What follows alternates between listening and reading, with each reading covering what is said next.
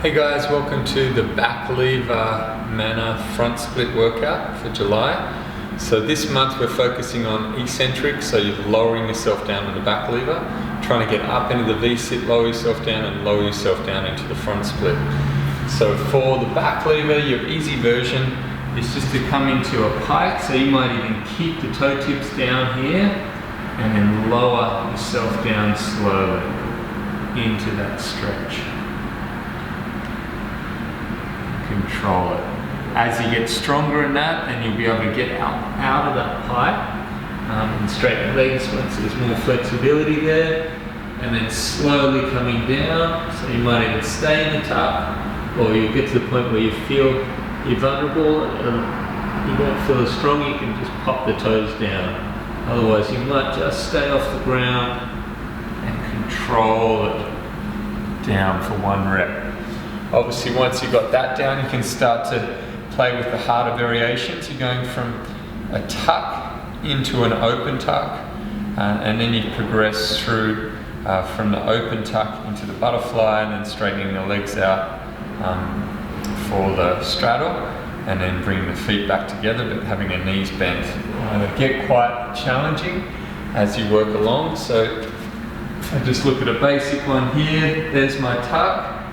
There's my open tuck, there's my butterfly, there's the straddle, there's the half, and then the full. So they're the different positions. But you want to have that nice shoulder strength. You can play around with the different positions as you go down, but you're really trying to project the shoulders forward to get that control. So the shoulders are going that way. Obviously if you've got that down, you can set up the rings a bit higher so you can get that point there when you come down without touching the ground, so you can have those levers lengthened out a bit more. But you really want to develop nice strength through the shoulder and give it time. A lot of people will overload that bicep tendon and force it too much, too heavy, because you are going eccentric. It's the easiest to do the shapes out of, as opposed to an isometric or concentric eccentric, with that dynamic version being very hard. But people tend to overload this because it's the easiest one to overload. Just be super cautious with it. Get those progressive warm-up sets first too, based on how you feel in those.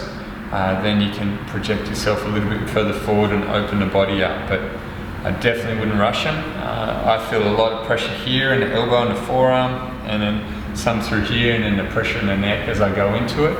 So I'm always cautious to not overdo it and just get a nice controlled eccentric for at least, a 10-15 second, if not 30 seconds for that full eccentric.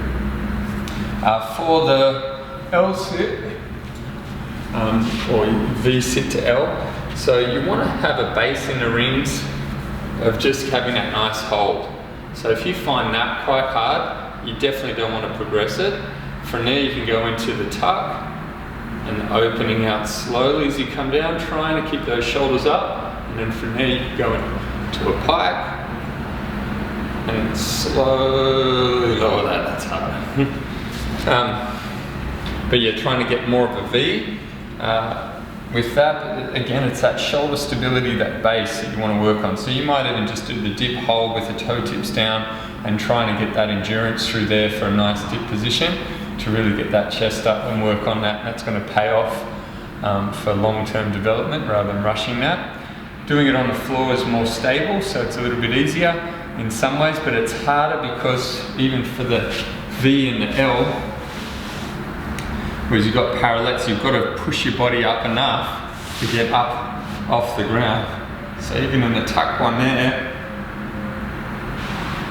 and the butt touched a bit on the way through, but ideally you lower down. And then it's also trying to keep those shoulder blades back. Very hard, very heavy. For the front split, eccentrically loading that. So just finding that position, depending on what surface you're on. So here it's okay, it just kind of slides out. It's a little bit abrasive. We use sliders in the gym, so you might use fingertips and just enough to keep that there. Loading that, right down, opening that. One side 30 seconds, other side 30 seconds. Trying to keep that pelvis tucked under. So trying to avoid that overarching in the lower back as that back hip flexor pulls.